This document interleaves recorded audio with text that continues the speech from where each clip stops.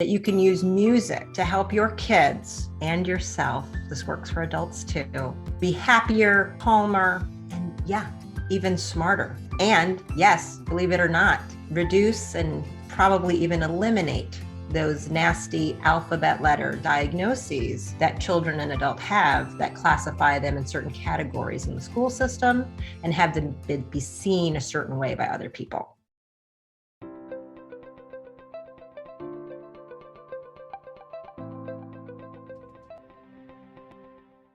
In particular, I want to start talking about, this will be part one of the series of how music can help the brain become happier, calmer, and smarter, okay?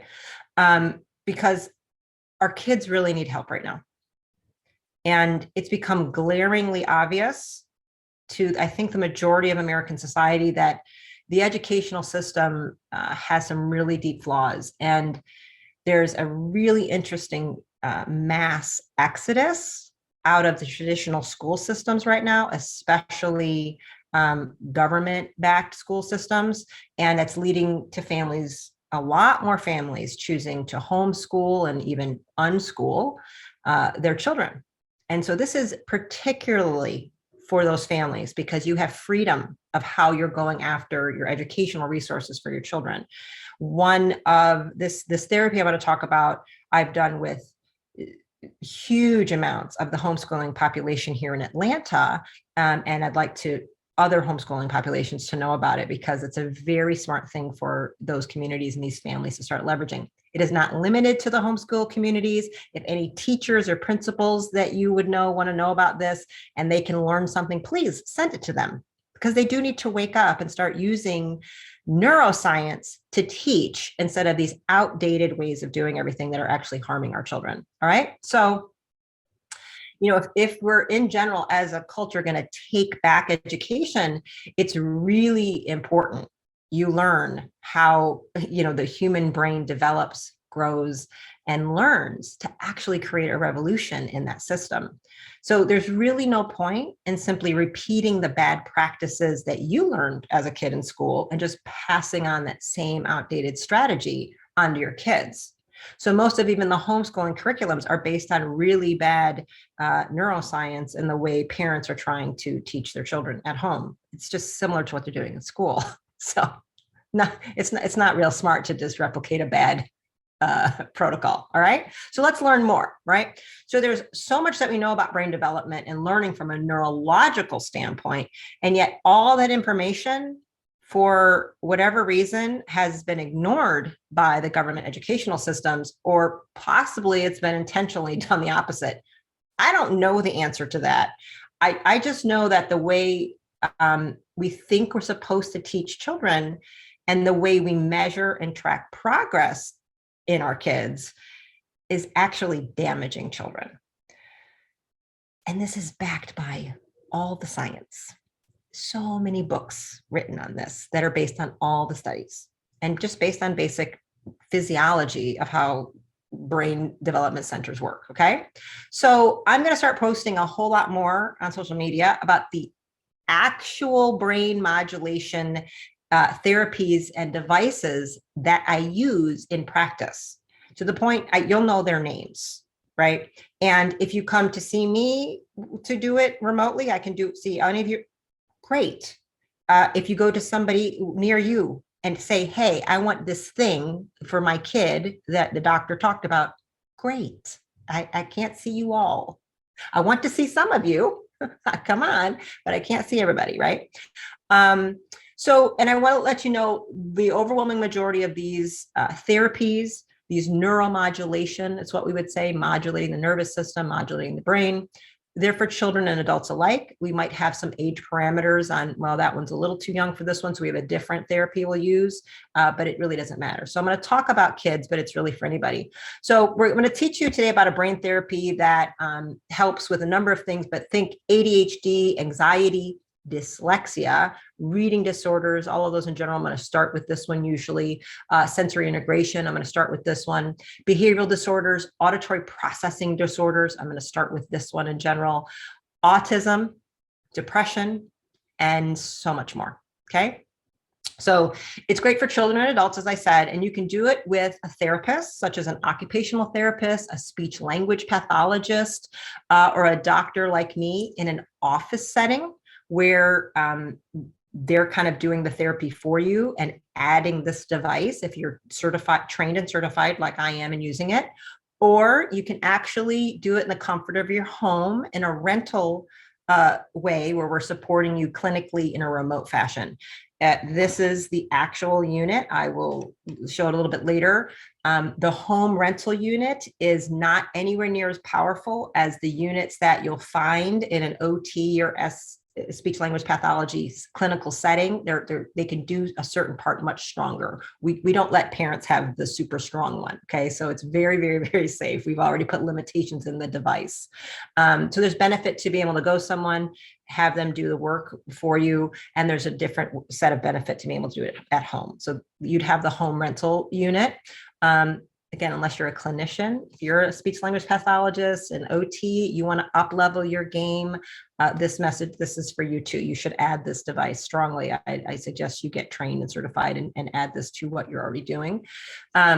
So here we go. This is how, and again, you can reach out to me if you want to rent the system through me and have me help teach you how to do it if you think it could help after you listen.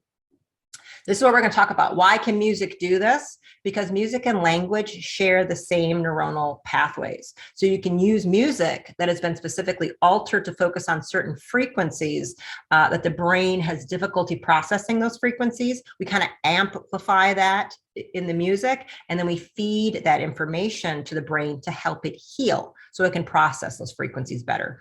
So music supports and enhances the understanding and use of language, speech, reading, writing, comprehension in several ways because they share the same neuronal pathways. Now, to help you understand this more, let me tell you a little story. It's about Mozart. Now, we all know about Mozart being an absolute genius, but a lot of people, we have demonstrable evidence of he was different in a certain way. Let me tell you a little bit, because it's important to understand what sound is doing, how important your ears are to how smart you are, basically. The average adult human ear can hear up to approximately 16,000 hertz. That's a frequency, how fast things are going, okay? I talk a lot about frequency on here.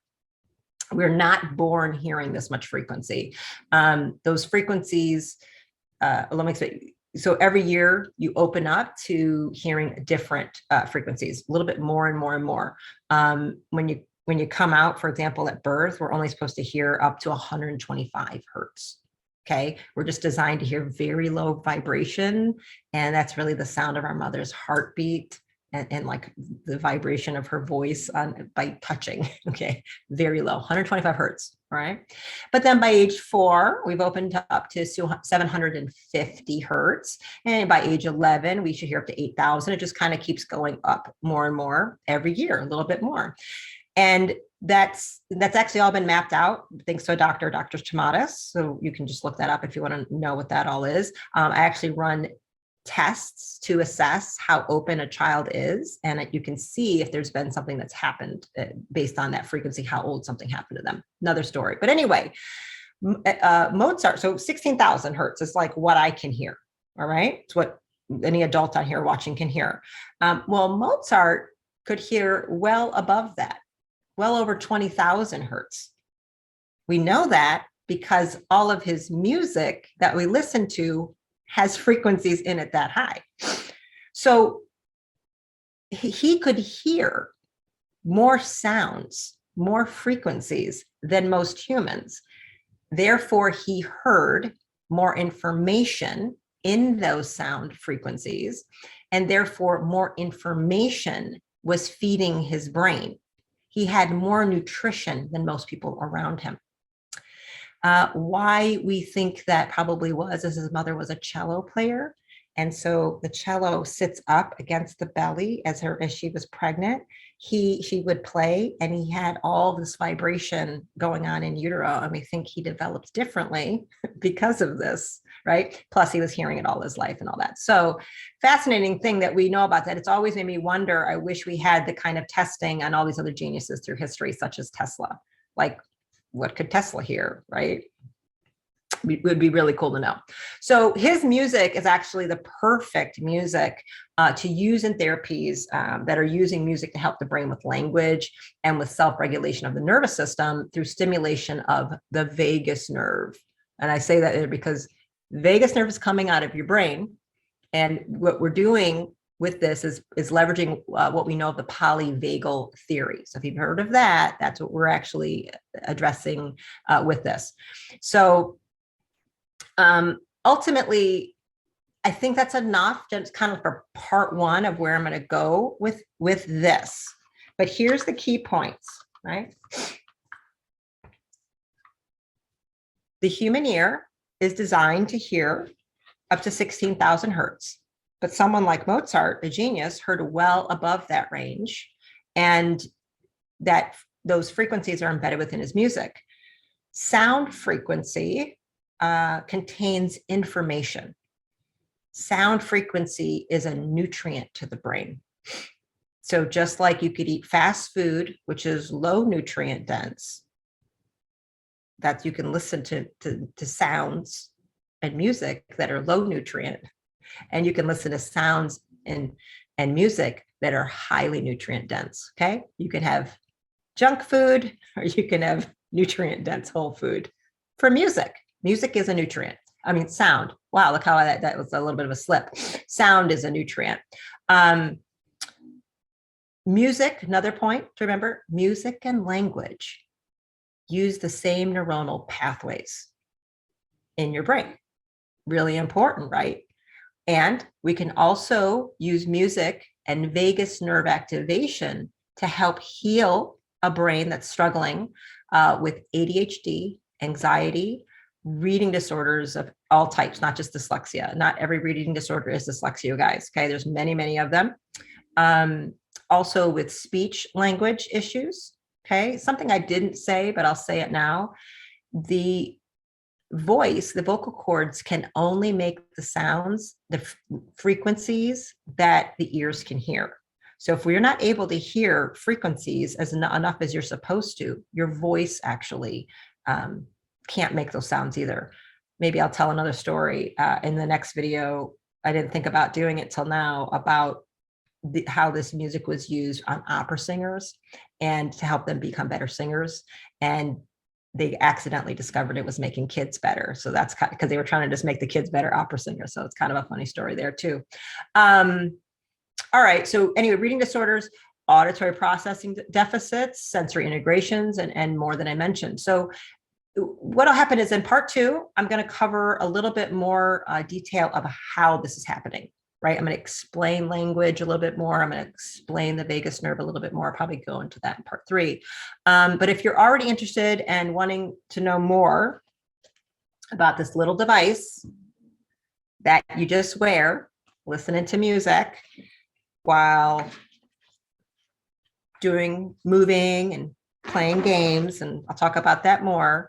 I can send you some information about how you can rent it through me. It's called, so you know, Integrated Listening Systems. I refer to it as ILS.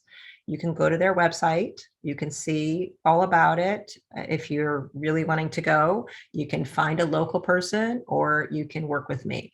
What I'm going to do, I have 2 rentals available right now. And I've decided with these 2 rental physical units that I own, I'm not just going to ship them. I'm going to restrict these right now to local Atlanta.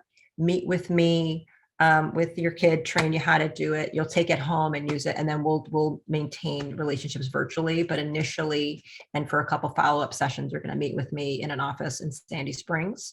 So, and you can buy and rent, and even rent to own through ILS, and I'm a certified remote practitioner with them. So there's several options on how you can get this unit. And you can also go to their website and just find somebody and see if insurance will help pay for it. Insurance will not pay for this device.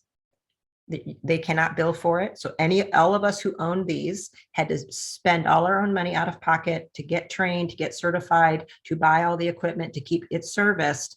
We cannot bill for it. So it just is like kind of a freebie if we're able to bill for hours. So sometimes that's why I try to find families that are in extreme situations, that occupational therapist that uses, or a speech language pathologist that uses the right person, auditory processing.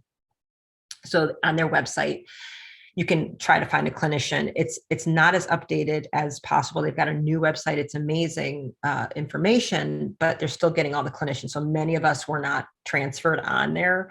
I wasn't even listed for the last couple of years. I'm like, why am I not on your thing? So you might be missing out on some of the clinicians, but anyway. In general, something else you should know, a typical program with this takes about 3 months to complete.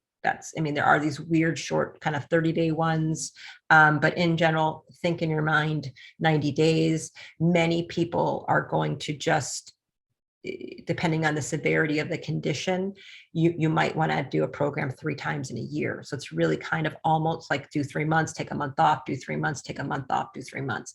Think autism, okay? The marathon, not a sprint. So many times those families who make a decision that it's best to purchase a device, and they have incredibly affordable rent to own options now. They didn't used to have that, or just buying it outright.